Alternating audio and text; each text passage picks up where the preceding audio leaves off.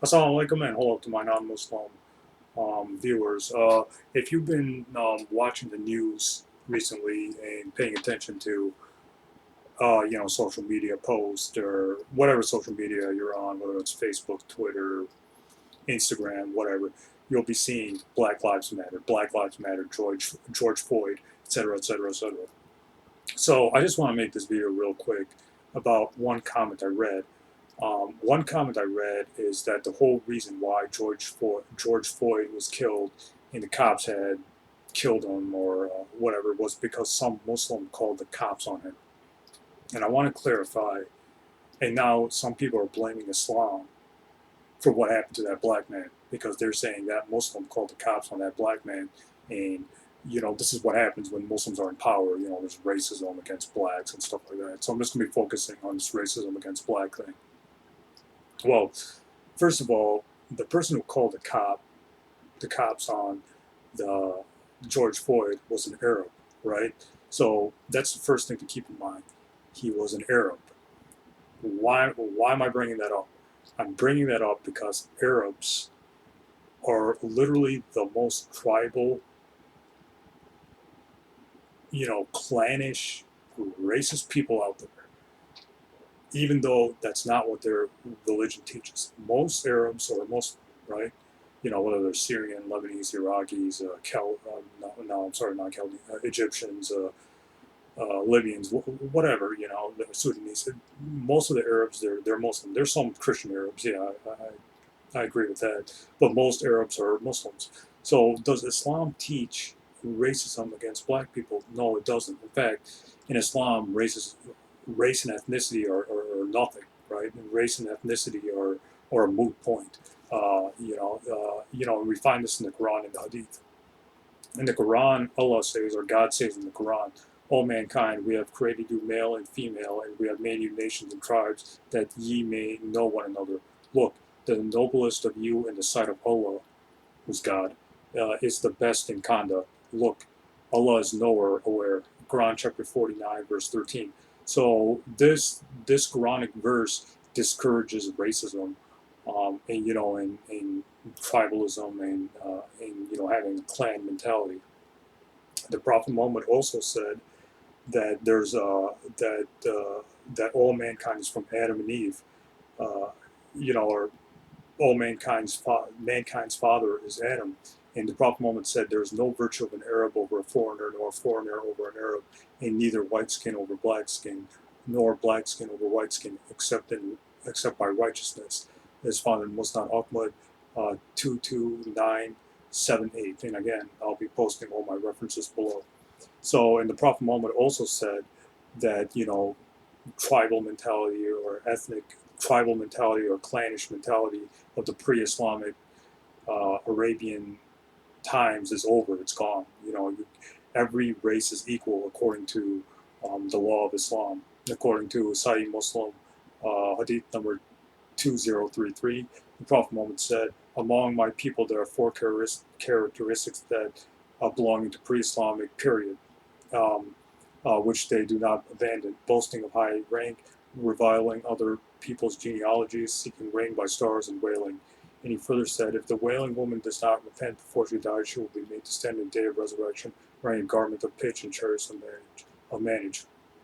So basically, the Prophet Muhammad is saying that boasting of people's genealogies, um, is canceled out. It's a characteristics. The Prophet Muhammad criticized people for boasting and reviving based on ancestry or tribal, based on their tribe or their ethnicity or their clan.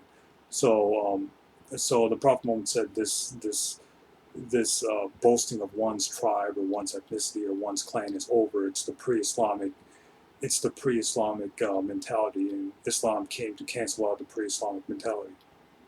So basically, Islam, the Quran, and the Hadith. The Hadith are sayings and actions of the Prophet Muhammad, and the Quran says follow the Prophet Muhammad. They cancel out racism, they cancel out tribalism, they cancel out, having a clan mentality, they cancel out racial superiority. According to Islam, all mankind is from Adam, and Adam came from dust, according to Islamic theology. So all mankind is equal. Blacks are equal to whites. Blacks are equal to Indians and Pakistanis. Indian Pakistanis are equal to Arabs. Arabs are equal to black people, etc. So all mankind is equal according to Islamic theology, according to the teachings of Islam. Now, what do the Arabs do? The Arabs, again, keep in mind, I grew up in a Muslim community, right? Most of the people in the Muslim community were either Arabs or Indians and Pakistanis. Very, very few times we would have there would be some white converts or some black converts, but like 99.9% of the Muslim community that I grew up with were either Indian and Pakistani or they're Arabs. So I know the Arabs, even though I'm not an Arab. I know them. I know their mentality. I know how they think. I know what they do. The Arabs always had a tribal mentality before Islam and even after Islam. Even though Islam came to eradicate that in saying that, all mankind is equal and stuff like that, the Arabs always had a tribal mentality. Especially now, right? Especially now in modern times, the Arabs only marry within their own tribe or within their own, a state or their own nation. Like a Lebanese will only marry a Lebanese, a Syrian will only marry a Syrian, an Egyptian will only marry Egyptian. So these Arabs, they have a very tribal mentality, right? Um, they have like a very clannish tribal mentality, which they can't seem to get out of, and that's kind of the sad reality of the Arabs is their backward tribal mentality, which has to do with their culture, their race, it has to do more with their culture rather than their religion. So the Arabs are, so of course, the Arab is going to call the cops on call the cops on a black man for $20. Of course he's going to do that. Why? Because first of all, he had some racist tendencies because these Arabs, they don't like black people. Most of the time they don't like black people. I'm not saying all of them dislike black people. I'm saying most of the time, they look down on black people and stuff like that because of the Arab tribal mentality. And two, because of their greed, right? The Arabs, they're always into business and stuff like that. And that's not necessarily a bad thing, even though I don't support Arab businesses at all. But most of the time they're greedy. I mean, for lack of a better term, they're greedy. So like Jews are greedy with money. Same thing with the Arabs, right? So this Arab called the cops on a black man for $20. So what does that tell you? It tells you the greed of that Arab person, right? Because they're always after money and stuff like that. So it was this. It's the culture of the Arabs that brings out this racism and this Arab superiority. These Arabs, especially nowadays, even though Islam does not teach this, they think they got their heads in the clouds, right? They always have this cocky mentality and stuff like that. This is why I don't have many Arab friends. I don't like interacting with them because they always have this they think they're better than everybody and they have this arrogant mentality, even though that's not what Islam teaches. In fact, the Prophet Muhammad said that the best one of you is not the one who has the best looks, but the person who does the most righteous deeds. But the Arabs, they seem to have some kind of tribal mentality. They just want to stick to themselves. They don't want other people. They don't want black people coming in to their group or Indians and Pakistanis or Iranians or Asian people. They just want to stick to themselves. But the Arabs, they like appeasing. They like appeasing white people for some reason. So if there's any exception to the Arab tribalism, it's probably their welcoming of white people because they seem to like that a lot for some reason. So anyways, the point is that the Arabs, their culture and their upbringing and their mentality has that systematic racism, especially against black people. So that's Arab culture. That's not Islam, right? So you can separate Arab culture from Islam because when you mix culture with religion, I repeat, everything goes to hell. That's why you don't want to do that. You want to separate your culture from the religion of Islam. You don't want to mix both. You don't want to mix both of them together. But the Arabs, they seem to have this. They never got out of their tribal mentality, right? They never got, when they come to America, they still got their tribal mentality. They still want to support only the Arabs. They just want to support Arab businesses. They want to support their local Arab restaurants. They want to support their local Arab real estate business, or their local Arab lawyers, or whatever. And me, I personally don't care about that.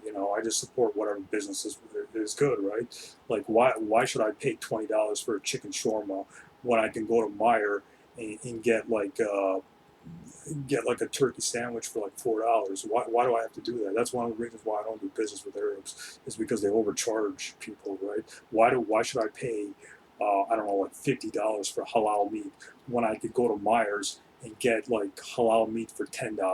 Why am I throwing extra money at the Arabs just because they're Muslim? No, that's stupid, right? I mean, the Prophet Muhammad did business with uh, with non-Muslims. He did business with Jews and stuff like that. So Prophet Muhammad didn't have this this mentality. In fact, there's a hadith in Sahih Bukhari where the Prophet Muhammad um, borrowed money from a Jew and things like that. And he took the side of a Jew, or he did business with the Jew before he died, and things like that. So even the Prophet Muhammad didn't do business with Muslims or Arabs and stuff like that. He did business with other people too. Like none of that matters. But the problem with the Arab mindset is that they just want to keep it within themselves, right? They want to keep their business to themselves. They want to keep their women to themselves. They want to keep their, they have like racist mentality against like black people and things like that, because they just want to keep the tribe together, right? Now, I don't come from an Arab background, so I don't, I don't think this applies to all Arabs, but most of them are like that, right? Most of them are like, like I've had some Arabs who would one time I remember I was with some Muslims, and they were only talking Arabic just to exclude me. So they got this stupid mentality and things like that. So again, the point is, I'm rambling way too much. The point is, like, this Arab culture caused this whole thing with George Floyd, right? This Arab racism and this Arab tribalism and this Arab tribal mentality and this Arab racism against black people caused him to call the cops on $20. It was $20. It's not like $100 or something like that. It was $20 who caused that Arab to call the cops on the black person. It had nothing to do with Islam. It had to do with Arab culture and Arab racism and Arab tribalism. It has nothing to do with the religion. So, and this isn't the first time this has happened. I remember, some Arab gas station worker shot a black kid, because that kid stole a $2 beer. Now, just think about this, right? If I was working at, I don't know, 7-Eleven, and someone stole a $2 beer, I would not chase them and I would not shoot them. You know, not only did this Arab guy chase the black kid, but he shot him and he killed him over a $2 beer. I think this happened last year or in 2018. I can't remember. If I find a link for it, I'll post it below. But this Arab guy shot the black person just for stealing a $2 beer. Now, I don't even know what to say. That is beyond ridiculous. That is like stupidity. That is like stupidity times 100, right? I mean, that just shows that the systematic racism of the Arabs and the systematic tribal mentality and the systematic tribal mentality they have. The Arabs, they're not following the Quran, they're not following the Hadith, they're just following their backward tribal mentality, right? They're just, they look down on the black person.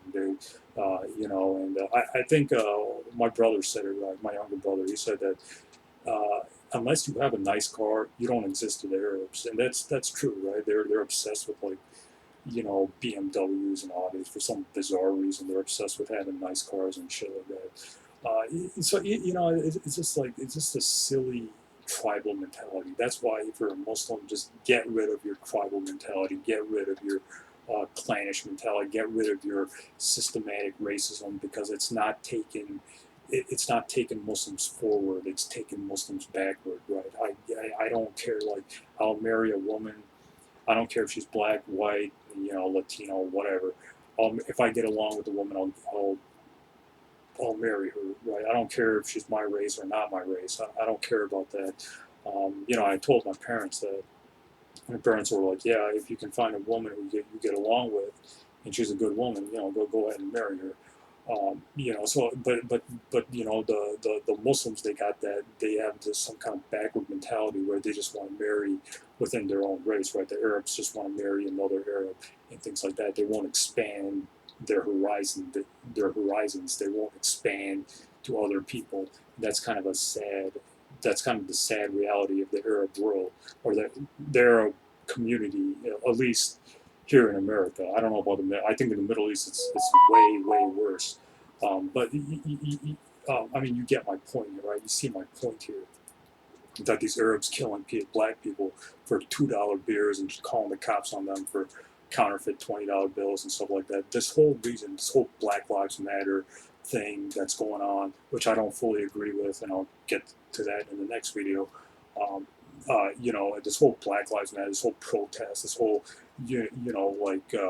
raiding and looting of various cities, and in the previous weeks, all this happened because of the systematic racism of that Arab guy and his greed for $20. So this just shows that the Arab community at least, is not following Islam, because Islam prohibits, greed. It prohibits racism. It prohibits, it encourages helping the poor, right?